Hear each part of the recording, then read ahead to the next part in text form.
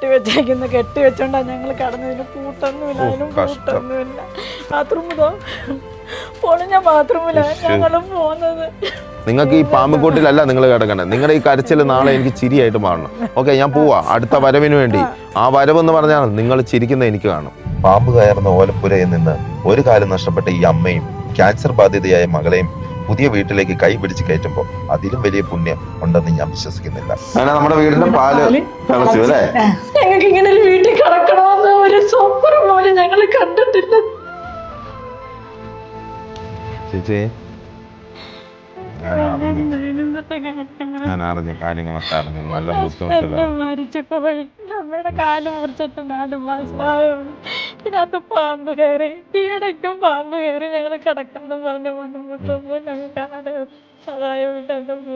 ചെണ്ട അടിക്കാൻ വെച്ചാൽ എന്തെങ്കിലുമൊക്കെ കഴിഞ്ഞു പോകുന്നു. ഈ വീടിന്റെ മുകളിൽ കൂടിയാണ് പാമ്പ് ചാടുന്നത്. താഴെ കെട്ടി വെച്ചോണ്ടാ ഞങ്ങൾ കടന്നതിന് കൂട്ടൊന്നുമില്ല, അതിനും കൂട്ടൊന്നുമില്ല. ബാത്റൂമിലോ പൊളിഞ്ഞ ബാത്റൂമിലാ ഞങ്ങളും പോകുന്നത്. ഇതാണോ നിങ്ങളുടെ ബാത്റൂം? അതാ. ഈ അമ്മയുടെയും ഈ ചേച്ചിയുടെ കരച്ചിൽ കണ്ട നമ്മൾ എന്താ ചെയ്യാ? നമുക്ക് എന്ത് ചെയ്യാൻ പറ്റും? ആരെങ്കിലും ചെയ്യാനുണ്ടോ? ആരെങ്കിലും സമൂഹത്തിൽ ചെയ്യുവോ? ചെയ്യില്ല. ചെയ്യുന്നവനെ കുറ്റം പറയാനും വിമർശിക്കാനേ പറ്റുള്ളൂ. ചെയ്യാത്തവൻ അവിടെ നിന്ന് കമന്റ് അടിക്കാനും അവൻ ചെയ്യുന്നവനെ കൂടെ ചെയ്യാതിരിപ്പിക്കാൻ നോക്കുക. കഷ്ടമല്ലേ അത്? നല്ലൊരു ഭവനത്തിൽ നിങ്ങൾ താമസിക്കണം. ഇത് പിടിക്കാം.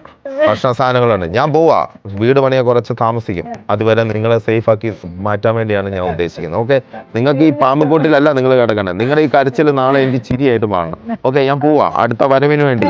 ആ വരവെന്ന് പറഞ്ഞാൽ നിങ്ങൾ ചിരിക്കുന്ന എനിക്ക് കാണും. സന്തോഷായോ? സന്തോഷായോ? അമ്മയ്ക്ക് സന്തോഷായോ?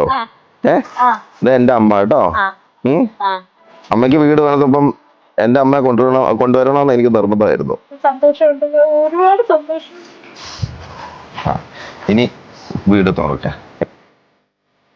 ചേച്ചി കയറിയാ മമ്മി.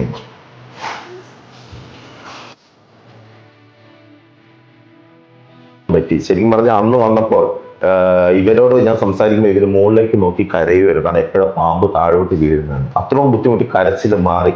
ഇന്ന് ഈ മുഖത്തൊക്കെ ഒരു ചിരി വരുമ്പോൾ എനിക്ക് സന്തോഷം. മമ്മി തന്നെ കണ്ടുകൊടുത്തു.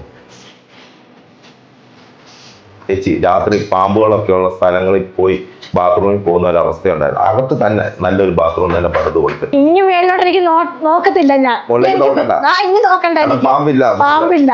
നേരത്തെ കരഞ്ഞുകൊണ്ടിരുന്ന ഇവര് ഇപ്പൊ സന്തോഷത്തോടെ തന്നെ ഇരിക്കുമ്പോ എനിക്ക് ഏറ്റവും വലിയ സന്തോഷമുണ്ട്. കാരണം അതിൽ കൂടെ ജീവിതത്തിൽ നമുക്കൊന്നും നേടാനില്ല. എത്ര സ്വത്തുക്കൾ നേടിയാലും എന്ത് നേടിയാലും ഇവരുടെ സന്തോഷം കാണുന്നിടത്തോളം ഒരു സമാധാനവും ഒരു സന്തോഷം നമുക്ക് ജീവിതത്തിൽ ഉണ്ടാവാൻ ഒന്നുമില്ല.